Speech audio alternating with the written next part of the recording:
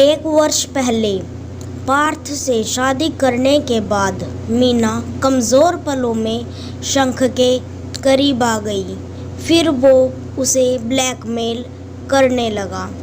मीना के हाथ थरथराने लगे, पसीने से पूरा बदन तरबतर हो गया और आंसू आंखों में जम गए।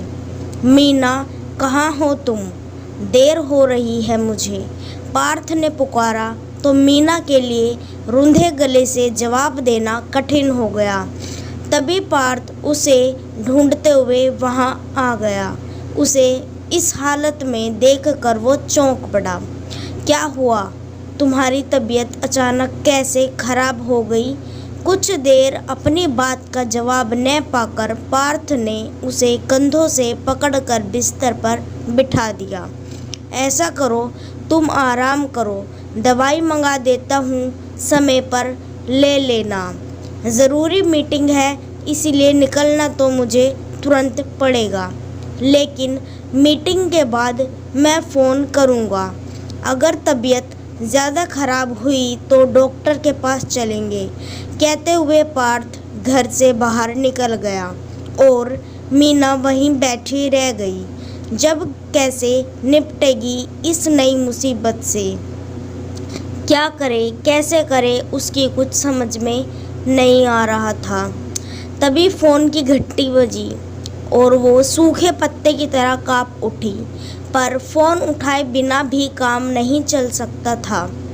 फ़ोन उठाते ही शंख की आवाज़ से वो नफ़रत से धधक उठी। उसकी नफ़रत की चिंगारी को हवा देते हुए शंख की बदतमीज़ी आवाज़ आई। अब तक वीडियो तो देख ही लिया होगा, तो कब आऊँ दोबारा? सच में कुछ अलग सी बात है तुम में, दिल ही नहीं भरता। नफ़रत, अंतर्द्वंद और पछतावे की आग में जलती हुई मीना बहुत देर तक आंसुओं से अपना चेहरा भिगोती रही। फिर कुछ तय करके दवाई की दुकान की ओर मुड़ गई, लेकिन चेहरा उसके दिल की हालत बयां कर रहा था। दवाई की दुकान पर बैठा दुकानदार समझदार लगता था, इसीलिए उसने उसे नींद की गोलियों की शीशी नहीं दी। कहा, पहले प्रिस्क्रिप्शन लेकर आओ। थकी हारी टूटी मीना को कुछ नहीं सूझ रहा था।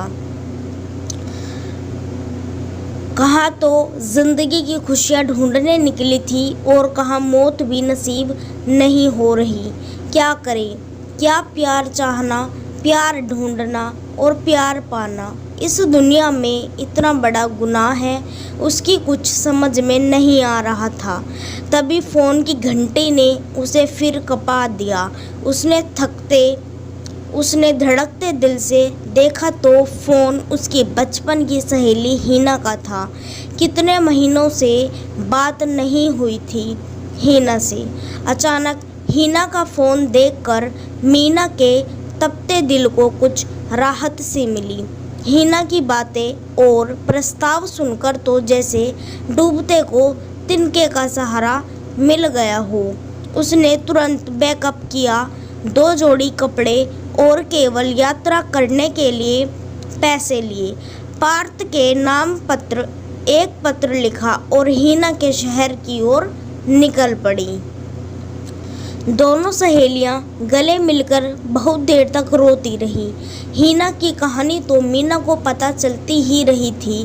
धोखेबाज पति और ससुराल वालों की दरिंदगी के खिलाफ लड़कर जीतने और पति से अलग होकर आत्मनिर्भर बनने वाली हिना आज दूसरों के लिए एक मिसाल थी। वह दोनों बचपन की सहेलियां थी जब दोनों के पिता एक छोटे से शहर में रहा करते थे। माहौल बहुत ही पुरातनपंथी था, पर दोनों सहेलियां हंसती खेलती घर के कामकाज में माँ का हाथ बटाती भी खुश रहा करती थी। रोने के बाद मीना ने अपनी कहानी अपनी सहेली को सुनानी शुरू की। हर टीनेजर की तरह उनकी आंखों में भी सपने थे कि कोई उन्हें दीवानों की तरह चाहे। फिल्मों ने छोटे शहर में पांव जमाने शुरू किए थे और टीवी की दुनिया भी काफ़ी कलरफुल हो गई थी। जैसा फिल्मों में प्यार दिखता है वैसा प्यार पाने के सपने सबके दिलों में जवान थे। हिना गजब की खूबसूरत थी। 20वें साल में कदम रखते ही उसे किसी की शादी में लड़के वालों ने पसंद कर लिया। मीना और हिना की दोस्ती ऐसी थी कि हिना के जाने के बाद मीना अपने को बिल्कुल अकेला महसूस करने लगी। जब उसके लिए लड़का ढूंढना शुरू किया गया तो उसे लगा कि उसने अपने होने वाले पति में ही अपने ख्वाबों का राजकुमार मिल जाएगा, लेकिन किस्मत को कुछ और मंजूर था। पता चला वह मांगलिक है, इसीलिए उसके लिए रिश्ते मिलना बहुत मुश्किल हो रहे थे। मीना पढ़ाई करती गई, इत्तेफाक से उसे अच्छी नौकरी भी मिल गई। नौकरी बड़े शहर में मिली, वहाँ उसके सामने एक बहुत बड़ी दुनिया खुली, लेकिन कोई भी ऐसा ना मिला जो उसके सामने प्यार भरा हाथ बढ़ाता। आखिर उसके माता पिता ने ही उसके लिए लड़का ढूंढा। मीना 30 की हो चली थी और यह उम्र उसके छोटे से शहर के हिसाब से बहुत बड़ी थी। लड़के मिलने मुश्किल होते जा रहे थे और इसीलिए उसके माता पिता ने इस बार जो लड़का ढूंढा वह दुआजू था, मतलब उसकी पहली पत्नी मर चुकी थी। बेटा बस 6 महीने की शादी हुई थी, उसकी पत्नी एक दुर्घटना में मर गई। कोई बच्चे नहीं है, बहुत सीधा और अच्छा लड़का है, घर भी बहुत अच्छा है, माँ ने मनुहर करते हुए कहा।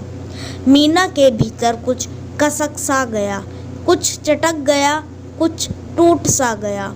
तो अब वह किसी का पहला प्यार बनने का लायक नहीं रही। तब उसने खुद ही अपने आप को समझाया कि आजकल बड़े शहरों में लोगों को कितने प्यार होते हैं, लोग तो लिव इन तक में रह लेते हैं, उसके बाद शादी करते हैं। क्या पहली शादी पहले प्यार की गारंटी है? और फिर माँ बाप भी क्या करे? जब मुझे कोई भी लड़का नहीं मिल रहा, जो उन्होंने ढूंढा है अच्छा ही होगा, कुछ तो सरसता आएगी ज़िंदगी में। पर शादी के बाद की ज़िंदगी पहले से भी ज़्यादा नीरस हो गई। पार्थ जैसा सपाट नीरस आदमी उसने अपनी ज़िंदगी में पहले कभी नहीं देखा था। उसे किसी भी चीज़ का शौक़ नहीं था।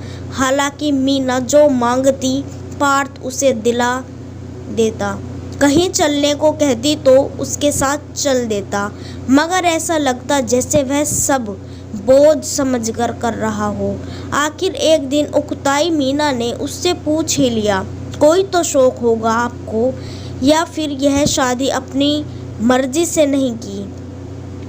उसकी बात सुनकर पार्थ बड़े सपाट ढंग से बोला, नहीं, ऐसी तो कोई बात नहीं है। ऑफिस में इतना थक जाता हूँ कि आराम से बैठकर टीवी देखना ही अच्छा लगता है बस। हाँ, न्यूज़ देखने का तो शौक़ है मुझे, और यह शादी भी मैंने अपनी मर्जी से की है। क्यों, तुम्हें ऐसा क्यों लगा कि मैं अपनी मर्जी से शादी नहीं की? मीना ने अपना सिर पीट लिया। ज़िंदगी में कोई तो सरसता होनी चाहिए, कोई तो हंसी छिटोली बातचीत, कहीं तो खुशी से जाना, कभी तो एक दूसरे से पूछना कि भाई तुम्हारी खुशी क्या है, क्या चाहती हो। पर यह सब समझाने की बात नहीं थी। तभी ऑफिस में उसके कुलीग के रूप में आया शंख। हर समय हंसना, हंसाना, खिलवाड़ करना, हर काम को गेम बना देना उसकी फितरत थी। कब मीना को लगने लगा कि शंख ही उसके सपनों का राजकुमार है, कब उसे लगने लगा कि यह वह शख्स है जिसे वह इतने सालों से ढूंढ रही थी, और कब उसे अफसोस होने लगा कि क्यों शंख उसे शादी से पहले नहीं मिला, उसे पता ही नहीं चला। शंख को उसके दिल की बात पता चल गई और बारिश ने यह बात उसके मुंह से कहलवा दी। उस दिन बेहिसाब बारिश हो रही थी, कैब नहीं मिल रही थी, तो शंख ने उसे अपनी कार में घर छोड़ने का ऑफर दिया, जो उसने मान लिया। रास्ते में एक सुनसान जगह पर शंख ने कार रोक दी और उसके सामने अपने प्यार का इजहार कर दिया। मीना की पलकें झुक गई। शंख ने मौके का फायदा उठाया और उसे बाहों में भर लिया। उसका चेहरा अपने दोनों हाथों में ले लिया और चुंबनों की झड़ी लगा दी। मीना उसके बढ़ते कदमों को रोक नहीं पाई। उसकी बाहों में उसका पूरा अस्तित्व पिघलता गया और पिघलता गया। मुझे अपनी गलती का एहसास हो गया, मगर तब मुझे पता चला कि शंख मेरा प्यार नहीं बल्कि मेरी ज़िंदगी का विलेन था। मैं उसे कभी मना ना कर सकूं, इसलिए उसने उन लम्हों का वीडियो बना कर रखा था। यही नहीं, वह मुझसे पैसे भी चाहता था। ब्लैकमेल करना शुरू किया उसने मुझे। सच कहती हूँ हीना, पार्थ बहुत अच्छे इंसान हैं। मैं ब्लैकमेल होकर उन्हें धोखा नहीं दे सकती, इसलिए मैंने खत में सारी सच्चाई लिखी और वहाँ से चली आई हूँ। हीना ने मीना को सांत्वना दी और कहा कि वो उसके बिजनेस में हाथ बटाकर नई ज़िंदगी शुरू कर सकती है। मीना ने खुद को बिजनेस की मेहनत में झोंक दिया। अब उसे एक नई बात पता चली। साथ रहते रहते उसे पार्थ से कितना लगाव हो गया था। उसे पार्थ की याद आती थी, उसकी चिंता होती थी और वो ये सारी बातें हीना के साथ शेयर करती थी। एक दिन सुबह दरवाज़ा खुला तो पार्थ को सामने खड़ा पाकर चौंक गई। पार्थ के चेहरे पर उसे देखकर पहले ढेर सारी खुशी आई, फिर उसका चेहरा तमतमाने लगा। तुम इतनी बड़ी बेवकूफ़ी कैसे कर सकती हो? इतनी पढ़ी लिखी और समझदार होकर इतनी बड़ी नादानी। एक बार मेरे बारे में सोचा। तुम्हें ढूंढकर पागल हो गया मैं। एक गलती के कारण कोई अपना शहर, अपनी जॉब और तो और अपने प्यार को छोड़ देता है क्या? ये क्या कह दिया पार्थ ने। पार्थ उसे अधिकार से डांट रहा था और मीना सीधे सच्चे सरल प्यार को पाकर निराल हुई जा रही थी। काश उसने इस सरल प्यार को पहले समझा होता। मुझे माफ़ कर दो कहते हुए वो अपने पार्थ से लिपट गई। दोनों एक दूसरे की बाहों में देर तक सोते रहे। हमारे इस चैनल को सब्सक्राइब कीजिए ऐसी ही और कहानियाँ सुनने के लिए।